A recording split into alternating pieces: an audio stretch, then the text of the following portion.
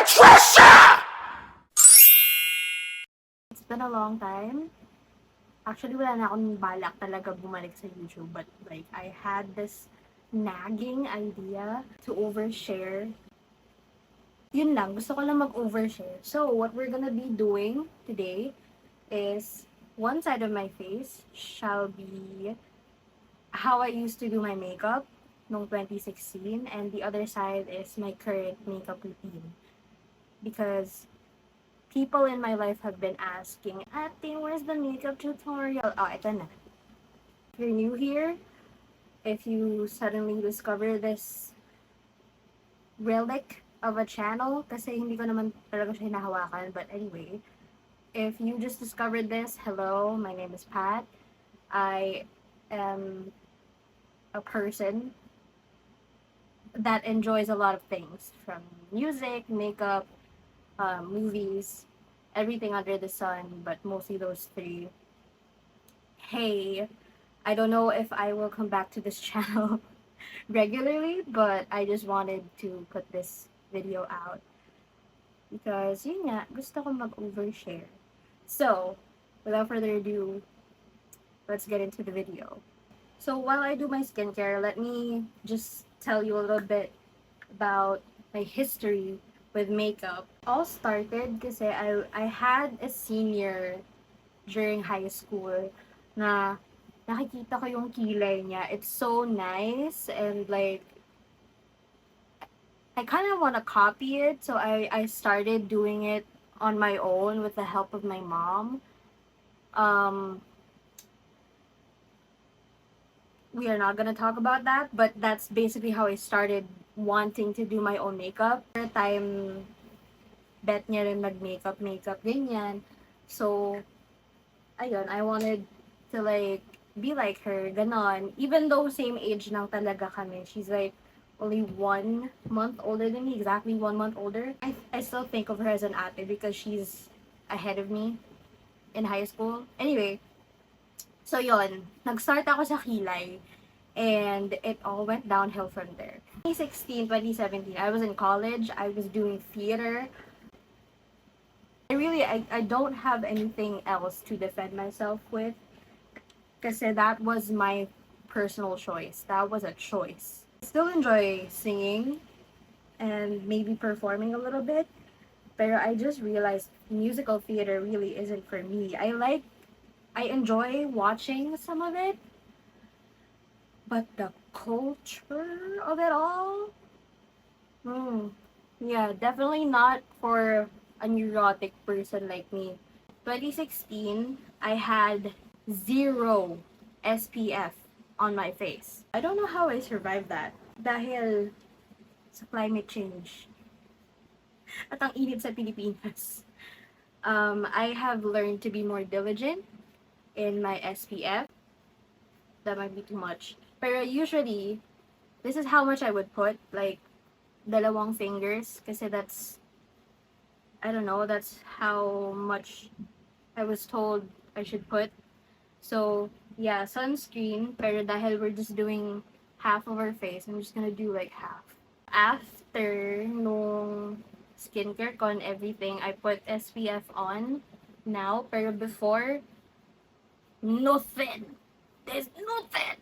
I usually would put primer, like super kapal na primer, but like I have minimized my collection to what I actually use now. So, hindi na ako parang hoarder. I used to be a hoarder of makeup and like a lot of beauty products back then, but now I'm just like, kung hindi ko na magagamitin, bakit ko pa itatabi? Diba? So, yeah, there will be some stuff missing, but I'm gonna try my best to be completely honest or like faithful to what you see on screen. For context, this was me in 2016, and this is gonna be the look that we're gonna be doing. After that, eyebrows. I still do my eyebrows first. That is a non-negotiable for me. But let me tell you how I used to do it. I'm gonna use the darkest one I have. This is from Is this from Sheglam? No prep, no anything. Just go in straight, brush with with a spoolie. Ganyan. I used to be fucking bullied by my seniors about my eyebrows. Like, and I get it. I think I deserved it. Eyebrows are done. No gel, no nothing. How I would do my eyebrows now, medyo mas convoluted siya kasi since I started with my eyebrows, syempre mas maarte na ako about, eyebrows in general. So, here's what I would do. I would take like an eyebrow gel first. Medyo taupey yung kulay niya. So, it's not like super harsh. I would put the product on the brush and I would just generally fill in like the spots that I think look kind of bald. So everywhere. Brush it out as usual. Then I would take like a small brow pen and then I would just kind of fill in some areas that I missed. And then lastly, after all of that, I would just go in with this one.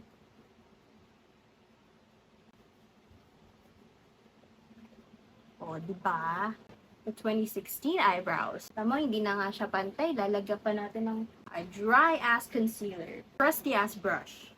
Actually, I think this is the same crusty-ass brush I have used since 2016 or something. Girl, I don't know.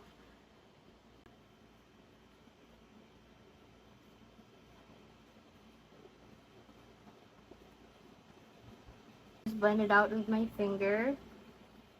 Disgusting fun fact. It's not a very fun fact for me, but I remember, di pa ako na-diagnose nun with anything, but I kind of knew I was fucking depressed kasi there would be times where I would sleep in with my kilay on and then wake up the next morning and go to school with the same kilay I had from the previous day. Girl, I feel like hindi siya dapat ganito kaplakado. Sandali. Okay, I think ayan, okay. So mas mukha siyang plakado. And then this one is just kind of like kind of natural. So after all of that, I still kind of do the same steps. It's just the way I do it that's kind of different. I don't really have eyelid primer. I just put concealer on my eyelid. Pero the 2023 way is I would ganyan. I would let the concealer dry a little bit first para may coverage siya. And using the same crusty ass, dry ass concealer we had in 2016. Actually, this is a pretty recent product. This isn't, but I know I would use a dry ass concealer. Anyway, so for, dry talaga nito. Why did I want this concealer? Anyway, so I would put it all over my eyes. And sometimes I would even blend it in with my eyebrows. Just blend it out with a brush. And actually use this product to like clean up a little bit. So medyo naano ko pa rin yung ugali ko from 2016. Color schemes of both eyes are quite different. Remember when everyone was into like burgundy berry colors such as this one? I used to be an owner of Modern Renaissance. That was like my first ever eyeshadow palette, but it was so old. So I had to make the difficult decision to like toss it out. I own palettes naman that are similar, so I think I can work with this. Very autumn color kahit wala namang autumn sa Pilipinas. Pero pinipilit pa rin natin. So, okay. First off, para lang to like set everything, I would go in with something of this color. I just do that. Para lang as a base color. Next, I feel like I would go in with not a very berry toned color pa, but like something close to it. So something like this. That's kind of like rosy. Then just put it sa may crease. Next is the actual berry color, which I take with something like this. So this berry color right here. Put it everywhere. I don't know. Darker berry color. Her makeup style was very like up my alley, so I would just copy her. After all of that, I don't really do much of a cut crease kasi tamad akong tao. So what I would just do is take a very light a very light color into the middle of my my eye. So I really did not believe in brown eyeliner. So I would just go in with a black liquid liner, but I got rid of my black liquid eyeliner, so I am just here with a gel eyeliner, which honestly works as nice.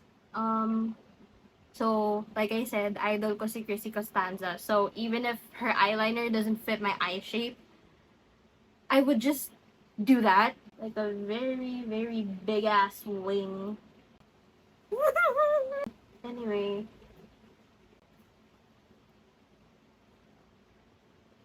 Yeah. Clean it with a wipe or something. I would just normally use wipes. So ganyan. Jet black mascara. So I don't even think I originally used like an eyelash curler for this one. I was in college, so I didn't have much money to buy stuff for myself. So I would just borrow or use what I can. I think I found something that is closer to what I would use every time I did my makeup. Before, I wouldn't even wait for it to dry. I would just put it like straight up. Okay na ba? Pwede na bang...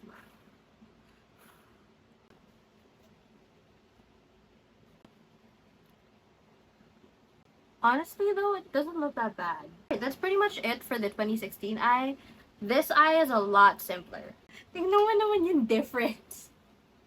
Siguro kasi I was more open to experimenting when I was younger.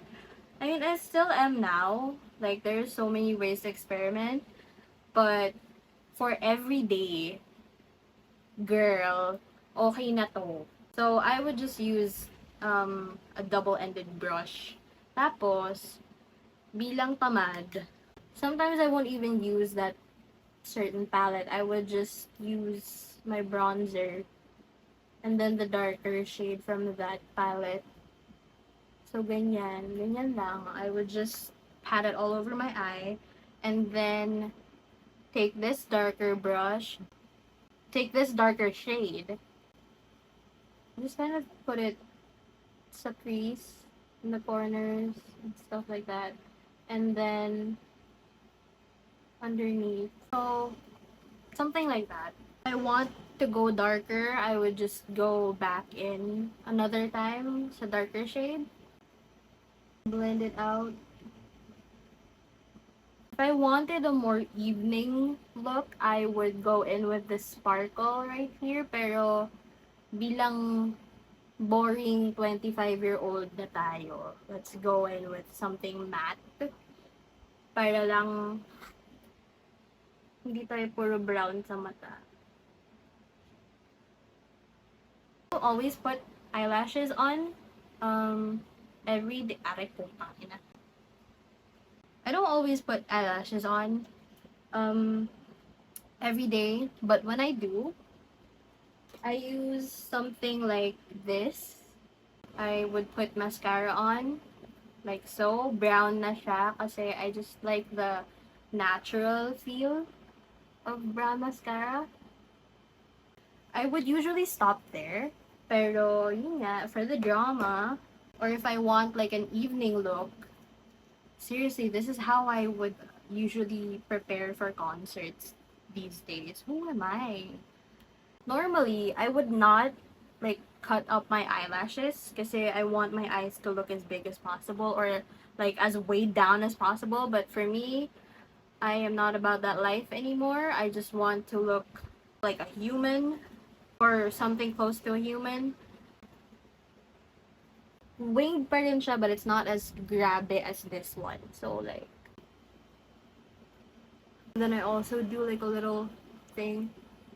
I don't know, I learned this in Euphoria. I just like the look of it. Okay. Hindi ko na alam. Anyway, so now it's time to move on to the face. Face routine was very, very different. As you can imagine, 2016, 2017 was all about the full coverage, yung kunwari Photoshop yung mukha mo, ganun. I actually got one of that from one of my org mates before, na parang, wow, Pat, your face is so like, pag naka-makeup ka, parang naka-Photoshop ka lagi, or parang naka-may filter lagi. So, I guess I got that trend down. Pero ang init kasi sa Pilipinas, so like, now, on this side, dahil nga mainit sa Pilipinas and the climate changing, ayoko nang masyadong ek-ek sa mukha ko. Focus on this side first. Get a foundation. My gosh. I feel like I've had this since like 2018. Would still wear this during concerts or like night events, but not as much. Like, hindi ko siya kinikik sa mukha ko. Ayokong gumamit ng brush. I don't believe in it. Ganon. What I would do is, I would take a wet, it should be a beauty blender, pero wala akong mahanap na beauty blender. So, ito na lang. I would take a wet ass beauty blender, a wob, if you will, and I would just go to town. I would just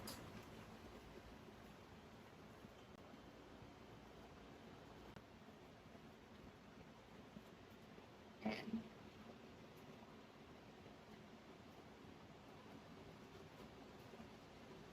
bitches were baking, and I'm not talking about in the kitchen using the oven or anything. They were baking their faces. So that's what I'm gonna do now. I will bake my fucking face. I just use this powder now for retouches, but for today, we shall bake.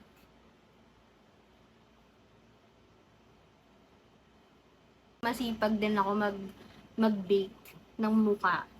Kahit hindi ko naman talaga kailangan. At ang init-init sa Pilipinas, opo. And then, I would just use this time to like finish my eye makeup and stuff like that. I don't know, like, I actually kind of like it. For some reason. I don't know. Is this my inner child healing? Charing. Yes, I start with concealer first. And then, I just kind of, again, let it dry for a little bit.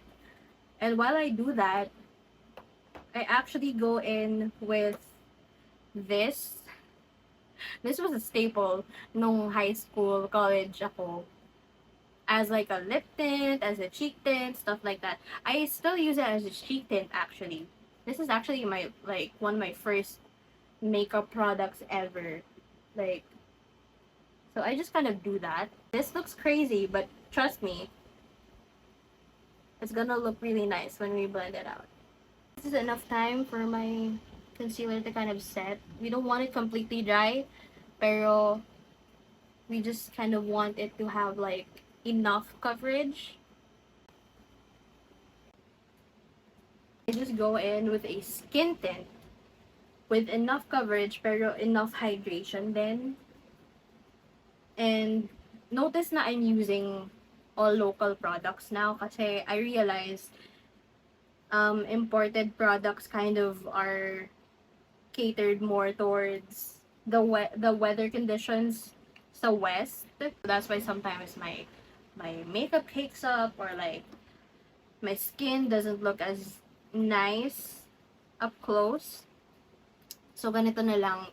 I just put, makeup that is made here para it's formulated sa weather natin. Like, so my skin won't act up, yun, basta my skin won't act up because I like my skin, okay? I want you to see my skin, okay? You notice, I'm not putting product much sa inner corner of my eye kasi I realize na if I put product there, the concealer just starts to like cake up and just look super bad. And then, to blend this out, diba? Character development. So, I just go straight in with a pressed powder. I just put powder on the parts where I'm like prone to oiliness. So, the forehead, dito, ayan. I have this new technique for blush na natutunan ko from New Jeans, or rather their makeup artist. So I have 3 different blushes, and then I have a dark blush, I have a glowy kind of like mid-tone blush, and then a pale blush. Tinry ko siya yesterday, like literally yesterday as of recording this. It looks so good. So I just want to share with you guys what I did. So first, we take the darkest blush, put it sa center ng cheeks mo without blending pa. Just do that. Take the glowy mid-tone blush. Yan. And then you put it kind of like where you would put your highlighter. Oh, speaking of highlighter, sige, gawin natin yan. Anyway, where you would put your highlighter without blending muna, without touching this area. So, ganyan lang. Then, for the pale blush, blend both of the colors together. Parang minsan umaabot pa nga dito yung blush. And like, sa under eye. Which is, honestly, I don't mind. Because I have had a liking to blush the past couple of years. So, ayan, ang dami ko ng blush. Kaya ako nagagawa to. So, I don't know how much it shows up on camera, but it's really nice and pretty. IRL. Bronzer, pareho lang naman ginagawa ko. Even this one, I still use Physicians Formula Butter Bronzer because it's so good. So, for the lips, 2016, I would actually not use lip liner. Pero if I did, I would use this. I discovered Jessica Vu noong 2017-2018. I'm so glad I discovered her. Kasi that's where I started kind of like improving most of my makeup stuff. So, noong na-discover ko yung lip liner, I would use this one that she would use. Yung natural from NYX. I'm pretty sure she used something else, but this is the one that works for me, so. I really don't know why, pero we were so obsessed with these crusty, dusty-ass liquid lipsticks. This is probably one of the only ones I own now because I genuinely just like the shade. Tapos lalagyan ko na lang siya ng lip gloss or like shiny lip tint after.